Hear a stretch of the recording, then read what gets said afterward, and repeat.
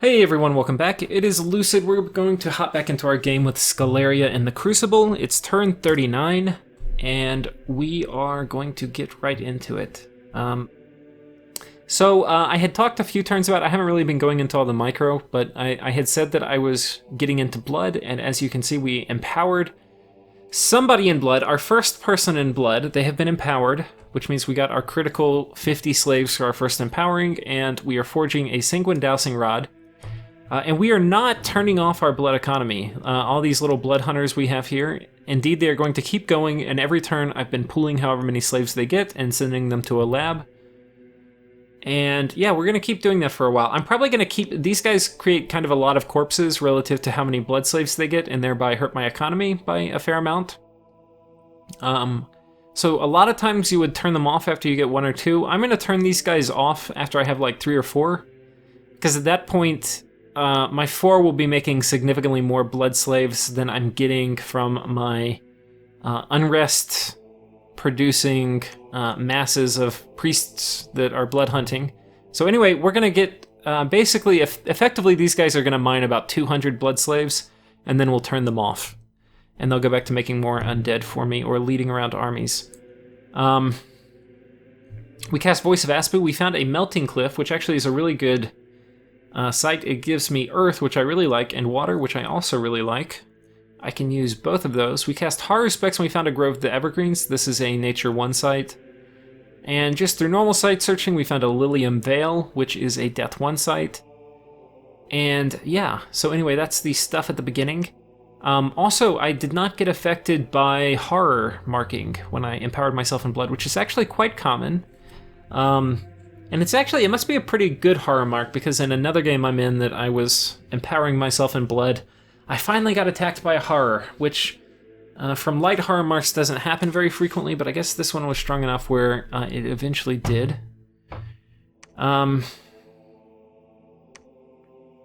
think it was on a vampire though, so the guy's gonna come back, but I did lose a cool item I had on him. Anyway, rabbit trails.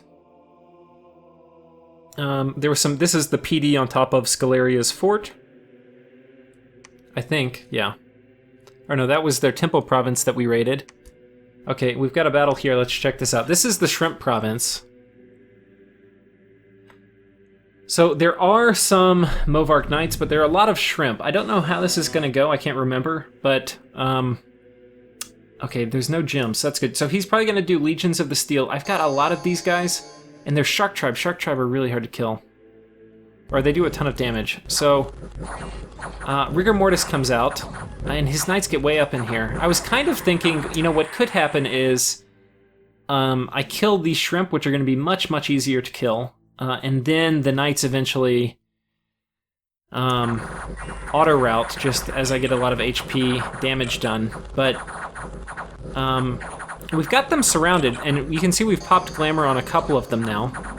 So it's possible, actually, we could kill some of them. Okay, we've killed one. This is our first Movark kill ever, I think. We've killed, I think, a champion before, but never a Movark Knight. And it looks like we're going to lose, but fortunately, this guy is cranking out Raised Dead, which becomes very efficient after you have dead units in the province. So that will actually tip the scales, and the Movark Knights are dead. And the shrimp people are routed, and fortunately I did not route, because I totally could have there. And they cannot run, because they're totally fatigued up from Rigor Mortis. And that is going to turn this into a total wipe. So that is very good for me. And this battle actually really highlights one of the main problems against fighting any free spawn generating nation, especially Sceleria, because I think they probably have the most, over a large battlefront. And that is they can keep raiding you. And he had a pretty good squad in here to defend against raiding. And I didn't even send that much, but I sent just enough to take it. And what this is really highlighting is if I'm able to make him have to spread his forces out over a long area, it's really, really hard for him to have good troop deployment. And so far he's done an excellent job deploying his troops where they need to be. But eventually, just rolling the dice, if I keep sending a mix of big and small armies, eventually, I'm going to bring a big army where he has a medium army, and he's going to get that army crushed. So that's what happened. You can see, okay, His raider goes and takes a province I was not expecting. Where is this? Oh, so here. That was from his capital. Okay, we managed to catch one of these Morgan champions.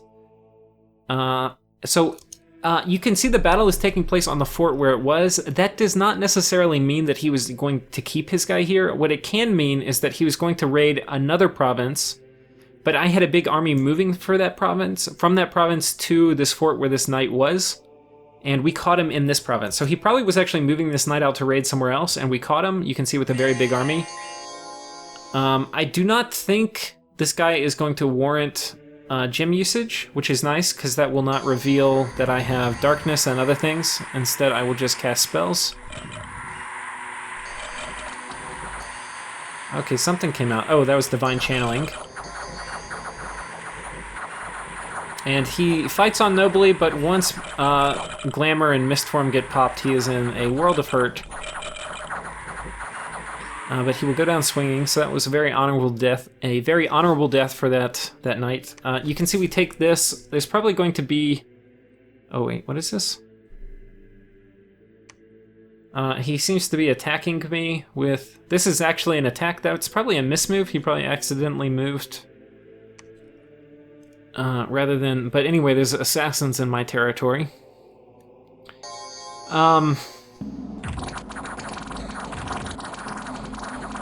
Okay, and there goes Marignon's dudes. This was this province we agreed to kind of, for him to give to me. And Agartha is continuing his attack. Just some PD here, so they're going to get wiped out. It's that same Marble Oracle from last episode, if you recall. He was the one wielding a Wraith Sword. This is a small group of Movarks. It appears to be 4 or 5 versus one squad of skeletons. And the odds are not in my favor here. The only thing I potentially have going for me is if these guys can hang on by the time that these guys get to the back. And it does not appear that will be the case. And they're probably, yeah, okay, they just sniped my Mount King. And that means we're dead. Unfortunate. Battle in Ironport. This is us scooping our army on top of these guys. So this is one Mount King worth of undead, and this is probably about 20 PD. And this will be close. I don't actually know if I'm going to win. Okay, we got a rout.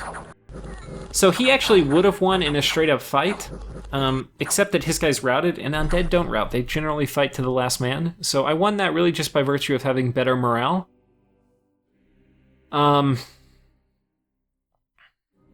We took another province. Which province is this? Okay, that one, the little thing he raided. And then we have a battle in the fortress we're trying to take from Satis, which I do not think is defended, but we'll check. Nope, nobody inside, so we'll take that. And we got a good event, guys. It happened. You saw it. 600 gold. Will it be spoiled by a bad event? It will. But hey, this actually might be the first turn maybe in the game where I have a net positive event. Yeah, I'm like 300 gold ahead from events, so hell yeah. And that is it for this turn in terms of the events that happened. And you can see you know, all this was Sceleria only a couple turns ago, or maybe more than a couple, but yeah, we've taken this. He's still hidey-holed up inside here. What we're gonna do, we're gonna move all these guys up here. These guys are gonna move on top of Yis's fort.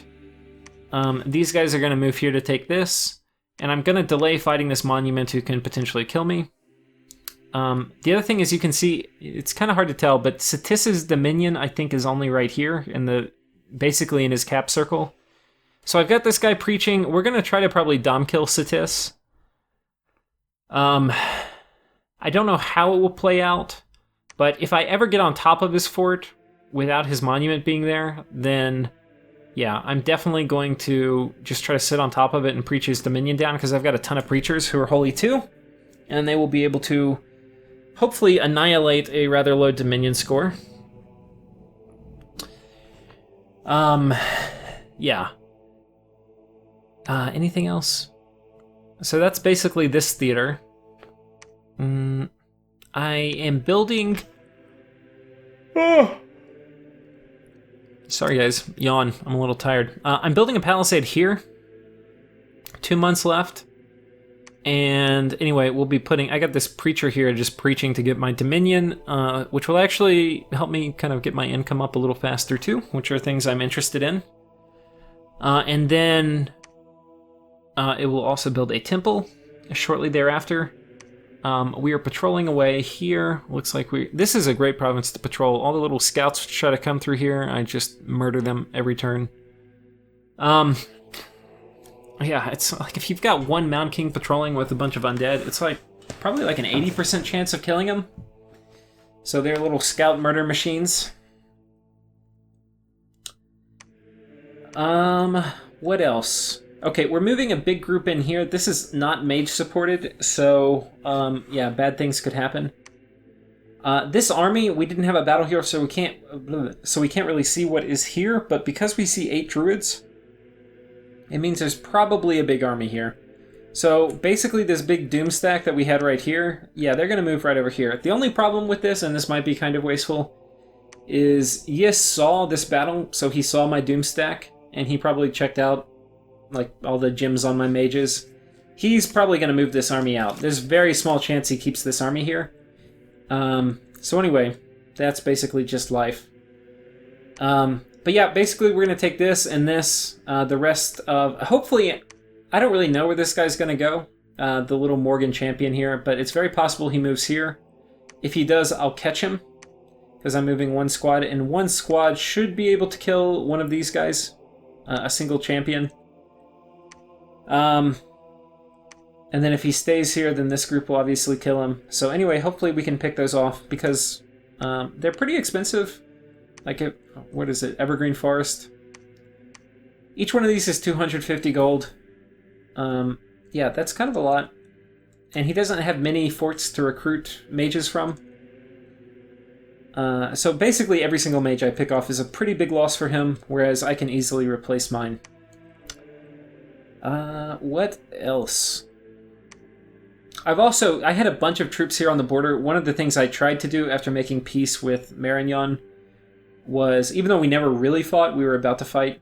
There was that 500-person army here. We both kind of demilitarized. I've kept all of my ghouls on the edge, but I've moved out most of my long dead so it doesn't look like they're going to get attacked any minute. And this is a little bit of a show, because, anyway, from here I can still one-turn attack every one of his border provinces, but it looks less intimidating, so we did that as a show of faith. I'm trying to think what else.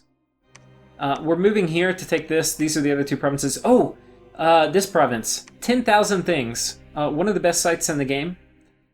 It gives you 1 earth, 1 fire, 1 air, 1 water, and 1 nature. So really great site, and then a farm of plenty, which sucks, and an enchanted field, which is nice. So this is a 6-gem site, or 6-gem province, which is definitely worth fighting for. So I've immediately started a palisade, and I'm going to move here and take this, but then I'm probably going to move back. Yis has a big army here, but what's here is just shit. I think it's really unlikely that that this little squad will come attack, but if he did, that would be a kind of Jedi move, because I'm really moving all my stuff out.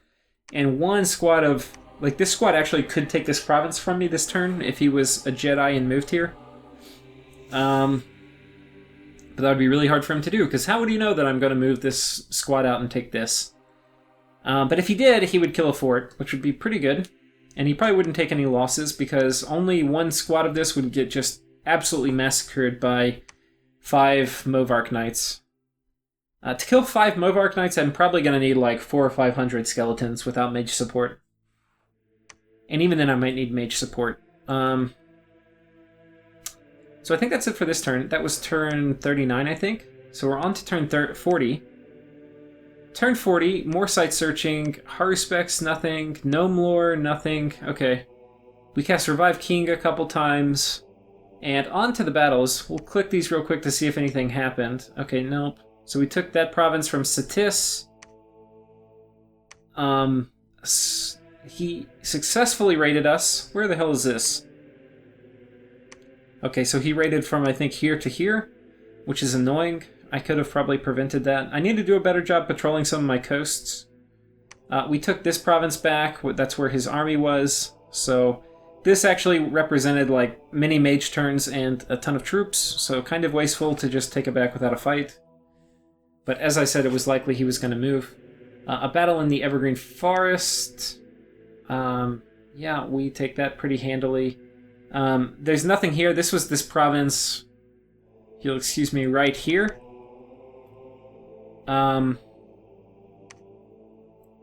Okay, there's a battle here where we get our tail whooped. So this is, it looks like where the big army moved, which is a bit of an odd move, attacking me in a cave, because their guys suck in the cave.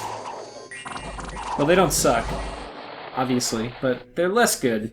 Like, a little less good. Okay. I think we know how this will go. Legions of Steel. I'll probably take some losses, though. Barbs do a pretty good job against heavy infantry. Okay, not bad. Taking this from Sceleria, I mean from Marignan, not much here. They die. A battle here. So he's coming to take this back. I was pillaging, I think, this turn, and it looks like he caught me. Yeah, there we go. Fortunately, I retreated.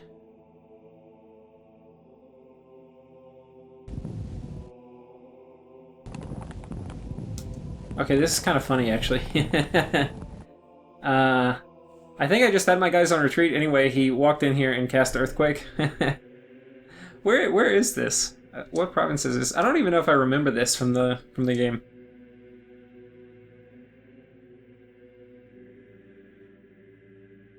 Oh, this is so funny. That's just comical. So he was scripted to Earthquake and retreat, but he fatigued himself out, and then, anyway, my one militia was like the last guy on the field. Which province was that?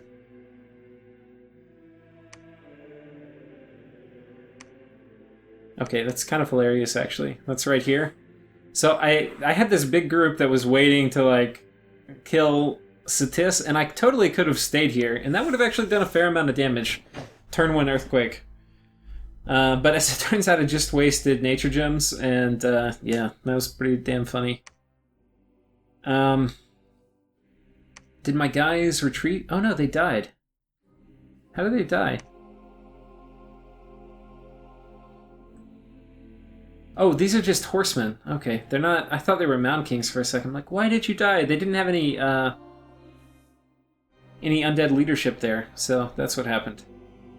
What else?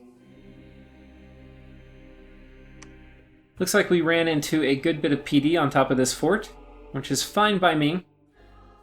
Just more money I killed. And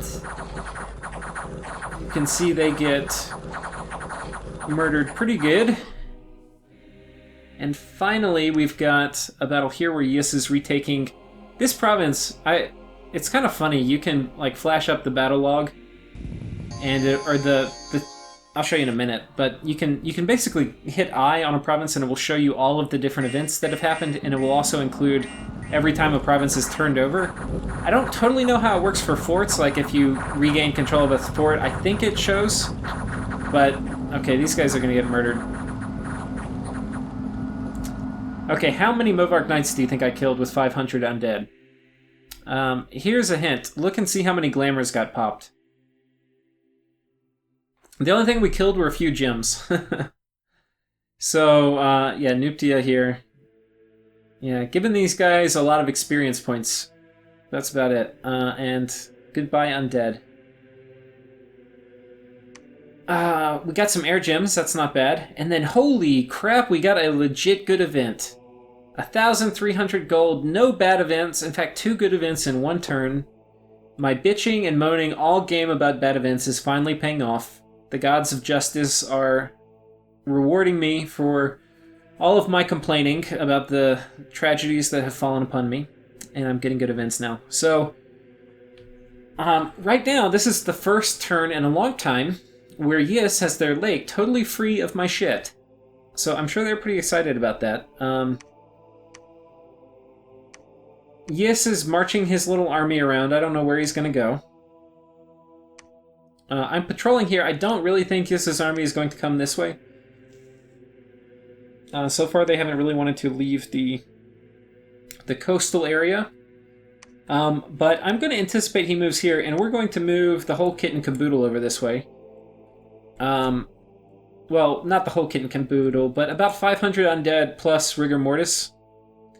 Anti-magic would be good to pop up here too, but I didn't do it. Anyway, I probably should have. But anyway, that's what's coming in here, and hopefully we can kill some of our knights doing that. But if not, then we gave it the old British go, you know? What happened here? Okay, we just killed a scout. That's fine. Was that a scout or an assassin? There are a lot of people scouting in my lands with assassins. I'm not sure how I feel about that. And yeah, basically it's time to ping Satis. So we're going to be storming this castle, which I don't expect to find any resistance. And we are going to be sending these guys in to kill Satis. Now, honestly, I'm really hoping the statue is inside the fort. Because, like, I haven't attacked it, and he doesn't know I'm going to attack it. So, is he going to have his monument literally patrolling every single turn? Or will he, you know, not? And in that case, I can get on top of his fort. And once I get on top, I can do some cool stuff. Like, if he comes out, I have a much better chance of soul slaying him, because my guys won't get distracted by PD. Yeah. We'll see. Hopefully, I can kill him. But my undead are not going to kill a 30 protection, or a 35 protection, 700 HP statue. That's not going to happen. So I don't know, this is a little bit of a move of desperation, but hopefully it works. Worst case, actually worst case would be it's just the statue plus PD, and I don't kill anything permanent, but he kills basically all my shit. That's a pretty bad worst case. With that, I think the episode's over, so you'll have to tune in next time to see what happens, but we're going to be attacking Satis' capital. We'll see how that goes, and then we'll be trying to catch Yus's army, though looking at this army, we might be biting off a bit more than we can chew. So I will see you next time. Hope you enjoyed. Take care.